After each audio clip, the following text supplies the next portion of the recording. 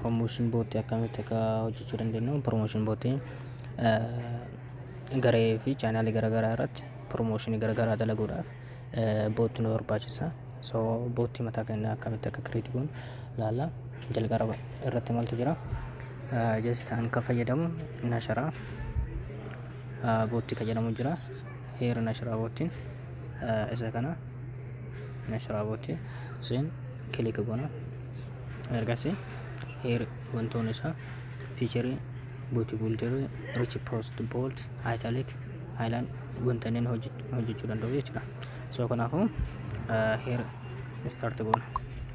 Then start yoo goonu just bootii biraa karaa create waan godheeruuf bootiin qabaa jechuudha. So kan biraa immoo create gochuu hin dandeenye heer create another bootii kan jiru isa kana click godhaa jechuudha.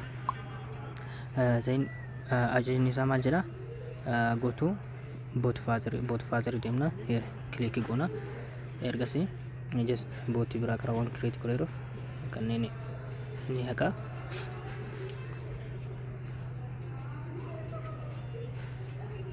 So akka haarawaatitti restart godha. Then new bootiidha. New bootii create godhaadha. Then maqaan isaa let's say ZX promotion jedhan.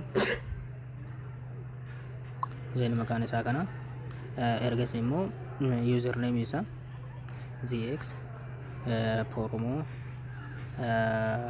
bootii jechuun danda'a. So create godheera. Amma isa kana fuudhee ka'eeti message kana fuudhee forward gara maalitti itti godha? Gara nasharaa bootii sanatti itti forward godha. Heer gara nasharaa bootii kanaatti forward godha jechuudha. Heer just already ZX promo bootiin kiyya maal inni successfully created naa ta'eera. So amma kallattiimaan gara bootii kiyyaatti seenaa. Then maal godha? Bootii kiyya kana hincuqaasaa jechuudha. Then click yoo goonu heer bootii kiyya bifa kana. Then starting godha. So wanti inni hojjechuu danda'u create post, edit post, how to use and create your own bot. Now ammaan create post akkaataa itti promotionii hojjetan isin agarsiisuudhaa deema. Create post jedha.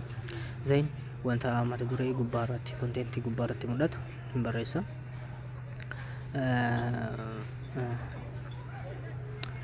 Wantoonni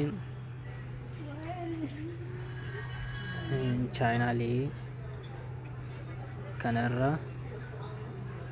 argattan jedheet waa tarreessa. Heer waa tarreessa. Heer waa tarreessa. Tariifa keessa ta'uu danda'a. Fakkiillee send your posts content it can be anything. Text ta'uu danda'a, footoo ta'uu danda'a. Wanta barbaadu jalqaba irratti argina. Then akkana goona. Ergasii maal nuu fida? Baatanii jechuudha. Kan namni yommuu cuqaas gara chaanaalii keenya sanitti nu ergu jechuudha. Yoo san heer baatanii hin jira. Baatanii kana al tokko qofa cuqaasnaa jechuudha. So tokko yoo cuqaas maqaa heer maqaa baatanii sanii maal akka jettee yaamtu jechuudha. Maqaa baatanii sanii please send text for baataniidha. Heer kitaabilee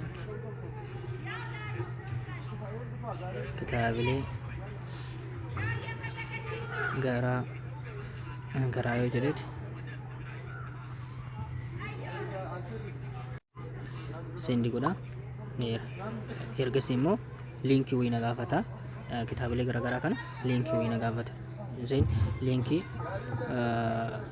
clipboard kiyya keessa seenetti liinkiiwwan garaagaraa barbaada.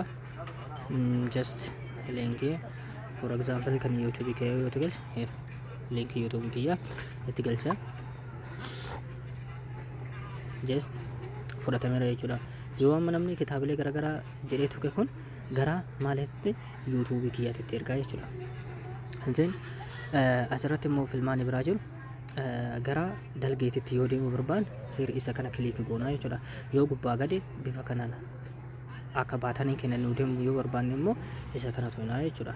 So ani gubbaa gadi deemuu barbaade so isa kana al tokkum qofa click godhaa jechuudha.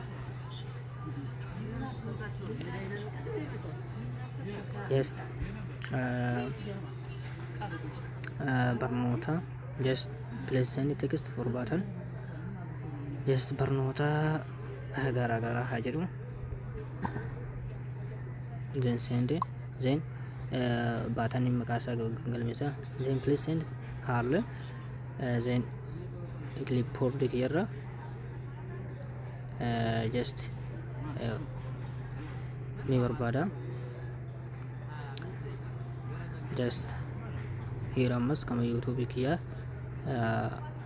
agalchu sen create data ira jechuudha then yoo akkana tarreessine erga siduma irratti maal goona dan goona jechuudha yoo garuu immoo just contentin kenna kun ka gubbatti barreessine kun just contentin inni barreessine kun sirriin taane yookiin immoo dogongoraan qabaate moo maal inni here asit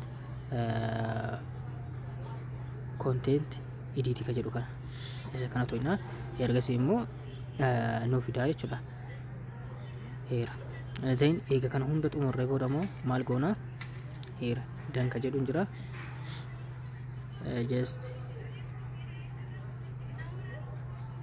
sorry here kadan jedhu kana isa kana yoo takkatti cuqas maka almost dhumateera erga sanii maalinen channel kenerra isma kana qofa select goona jechuudha kuna isa kana qofa select goonet tunna injbaasna eega sini copy taa jechuudha eega copy ta'e rawante isma copy goona kana finnet iddoo irratti maal goona just here nasrat wanti gochuu barbaada channel kiyya kaa jennu nasrat paste godha copy godha sen then